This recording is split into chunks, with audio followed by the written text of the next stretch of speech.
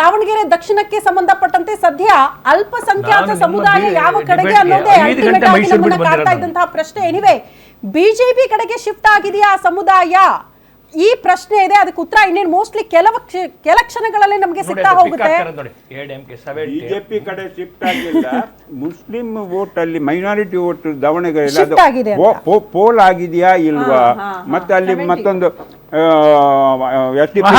ಅದು ಈ ತರ ಅಂತಲ್ಲ, ಅಲ್ಪಸಂಖ್ಯಾತರು ಮುಸಲ್ಮಾನರು ಕೂಡ ಸ್ವಲ್ಪ ಪ್ರಬುದ್ಧರಾಗ್ತಿದ್ದಾರೆ, ಕಾಂಗ್ರೆಸ್ಸಿನ ಮೋಸವನ್ನ ಅರ್ಥಕೊಳ್ತಾ ಇದ್ದಾರೆ.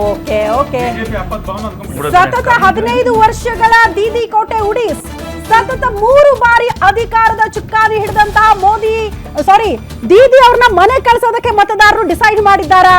ಈ ಪ್ರಶ್ನೆ ಇದೆ. ಪಶ್ಚಿಮ ಬಂಗಾಳದ ರಾಜಕೀಯ ಇತಿಹಾಸವನ್ನ ಕಂಪ್ಲೀಟ್ ಚೇಂಜ್ ಮಾಡುವಲ್ಲಿ ಮತದಾರರು ಯಶಸ್ವಿಯಾದಂಗೆ ಕಾಣಿಸುತ್ತೆ. ಸತತ 15 ವರ್ಷಗಳ ದೀದಿ ಆಡಳಿತ ವ್ಯವಸ್ಥೆಯನ್ನ ಕಂಡಂತಹ ಮತದಾರರು ಬದಲಾವಣೆಯನ್ನ ಬಯಸಿದ್ದಾರೆ ಎನ್ನುವುದು ಬಹಳ ಸ್ಪಷ್ಟ ಬಹುಮತದ ಕಡೆಗೆ ಬಿಜೆಪಿ ದಾಪುಗಾಲಿಟ್ಟಿದೆ. ಮ್ಯಾಜಿಕ್ ನಂಬರ್ 148 ಸೀಟ್ ದಾಟಿ 157ರಲ್ಲಿ ಬಿಜೆಪಿ ಮುನ್ನಡೆ ಕಾಯ್ದುಕೊಂಡಿದೆ ಪಶ್ಚಿಮ ಬಂಗಾಳದಲ್ಲಿ ಅನ್ನೋದ್ರ ಬಗ್ಗೆ ಡೀಟೇಲ್ ಸಿಗ್ತಾ ಇದೆ. ಅಲ್ಲಿಗೆ ಮೋದಿ ವರ್ಸಸ್ ದೀದಿ, ಯಾರ ಅಲೆ ಯಾರ ಮೋಡಿ ವರ್ಕೌಟ್ ಆಗಿದೆ ಅನ್ನುವಂತಹ ಪ್ರಶ್ನೆಗೆ ಬಹುತೇಕ ಮೋದಿ ಅವರ ಅಲೆ ವರ್ಕೌಟ್ ಆಗಿದೆ ಪಶ್ಚಿಮ ಬಂಗಾಳದಲ್ಲಿ. ಮ್ಯಾಜಿಕ್ ನಂಬರ್ ಕ್ರಾಸ್ ಮಾಡಿ ಮುನ್ನುಗ್ತಾ ಇದೆ ಬಿಜೆಪಿ. ಅಂದ್ರೆ ಮತದಾರರು ಎಷ್ಟರ ಮಟ್ಟಿಗೆ ಬೇಸತ್ತಿದ್ರು ದೀದಿ ಅವರ ಆಡಳಿತಕ್ಕೆ ಅನ್ನೋದು ಪ್ರಶ್ನೆ ಆಗ್ತಾ ಇದೆ ಸದ್ಯಕ್ಕೆ. ಅಲ್ಲಿ ನೋಡಿ,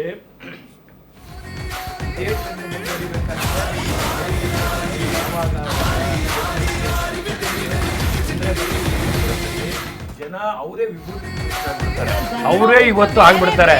ಇವತ್ತು ಪಶ್ಚಿಮ ಬಂಗಾಳದ ಒಳಗಡೆ ಕಲಿಯುಗದ ಕಡೆ ಕಲಿಯುಗದಲ್ಲಿ ತಮಿಳುನಾಡಿನ ಒಳಗಡೆ ಏನು ನಮ್ಮ ದೇಶದ ಸಂಸ್ಕೃತಿಯನ್ನ ಪುನರ್ ಪ್ರತಿಷ್ಠಾಪನೆ ಮಾಡ್ಲಿಕ್ಕೆ ಜನ ತೀರ್ಮಾನ ಮಾಡಿದ್ದಾರೆ. ಅದಕ್ಕೆ ಸಲುವಾಗಿ ಈ ತರದ ದೊಡ್ಡ ಏನು ಪುನರ್ ಪ್ರತಿಷ್ಠಾಪನೆ ಮಾಡೋದು, ಒಂದು ಮೌಲ್ಯಗಳು, ಹಿಂದೂ ಈಥೋಸ್, ಹಿಂದೂ ಥಾಟ್, ಹಿಂದೂ ಮಾತ್ರ ಭಾರತದಲ್ಲಿರೋದು ಹಾಗಲ್ಲ, ಈ ದೇಶದ ರಾಷ್ಟ್ರೀಯ ವಿಚಾರಗಳು. ಇದು ಕಲಿಯುಗದಲ್ಲಿ ರಾಷ್ಟ್ರೀಯ ವಿಚಾರಗಳು ಮಾಡ್ಲಿಕ್ಕೆ ಮೋದಿ ಹುಟ್ಟುಕೊಂಡದ್ದು. ನೋಡಿ, ಸರ್ಕಾರದ ಕೆಲಸ ಯಾವ್ದಲ್ಲಮ್ಮ ನಾನು ಹೇಳ್ತಿರೋದು, ಸಂವಿಧಾನ ವಿರೋಧಿ ಹೇಳಿಕೆ ಇದು. ಒಂದು ಈ ದೇಶದಲ್ಲಿ ರಾಷ್ಟ್ರೀಯತ್ವ ಅಂತಕ್ಕಂಥದಕ್ಕೆ ಅದು ಆ ಸ್ಪಿರಿಟ್ ಆಫ್ ನ್ಯಾಷನಲಿಸಮ್, ಅದಕ್ಕೆ ಬೇಕಾಗಿರ್ತಕ್ಕಂಥ ರೂಟ್ ಯಾವ್ದಪ್ಪ ಅಂದ್ರೆ ಇದು ಹಿಂದೂಯಿಸಂ. ಆಲ್ಬರ್ಟ್ ಐನ್ಸ್ಟೈನ್ ರಾಜಕಾರಣಿ ಅಲ್ಲ, nationalism is disease of the humanity ಅಂತ, ಮ್ಯಾನ್ಕೈಂಡ್ ಅಂತ. ಹೌದು, ಅಲ್ಲಿಗೆ ಹೇಳಿರೋದು, ಇಂಡಿಯಾಗೆಲ್ಲ ಹೇಳಿರೋದು. ಅಲ್ಲಿ ರಾಷ್ಟ್ರೀಯತೆ ನೀವು ಹುಟ್ಟಿಸಿದ್ದಲ್ಲ ನೋಡಿ ಸರ್, ಕಲ್ಪನೆ ಬಂದಿದ್ದ ಜನ ಪಶ್ಚಿಮದಿಂದ ಇವತ್ತು ದೇಶ ಮುಖ್ಯ ಅಂತ ತಗೊಂಡಿದ್ದಾರೆ.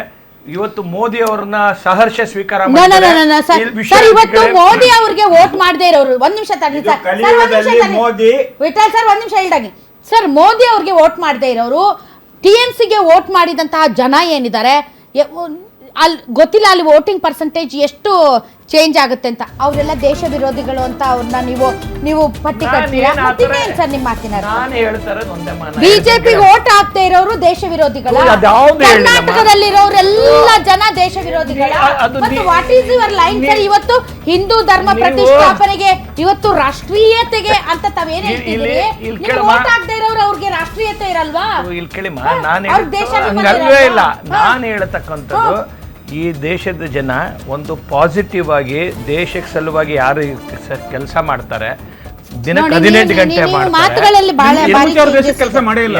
ನೀವು ಹುಟ್ಟೋಕ್ಕಿಂತ ಮುಂಚೆ, ಬಿಜೆಪಿ ಹುಟ್ಟೋಕ್ಕಿಂತ ಮುಂಚೆ, ಮೋದಿ ಹುಟ್ಟೋಕ್ಕಿಂತ ಮುಂಚೆ ದೇಶಕ್ಕೆ ಯಾರು ಕೆಲಸ ಮಾಡೇ ಇಲ್ಲ ಇಲ್ಲಿ. ಅಲ್ಲ, ಆ ತರ ಮಾಡಿದ್ರೆ ದೇಶ ಈ ತರ ಇರ್ತಿರ್ಲಿಲ್ಲ. ಏನಾಗಿದೆ ಅವ್ರು ಮಾಡಿದಕ್ಕೆ ನೀವು ಬಂದಿದ್ದೀರಿ ಇವತ್ತು.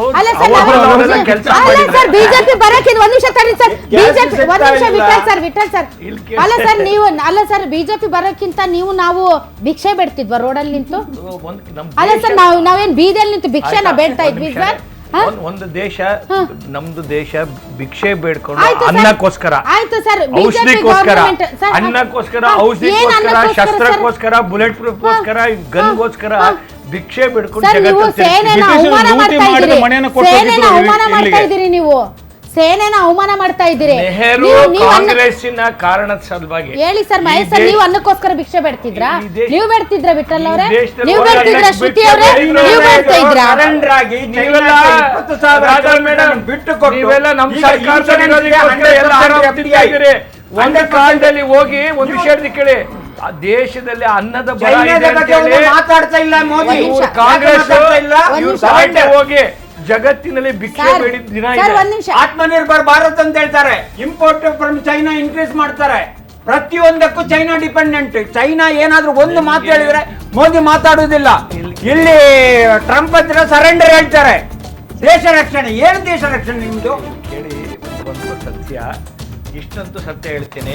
ಯಾವ ಸುಳ್ಳು ಹೇಳುವುದರಲ್ಲಿ ಬಿಜೆಪಿಗೆ ಜಗತ್ತಿನಲ್ಲಿ ಯಾವ ಬೇಡುವ ಭಾರತ ಇತ್ತು, ಇವತ್ತು ನೀಡುವ ಭಾರತ ಆಗಿದೆ.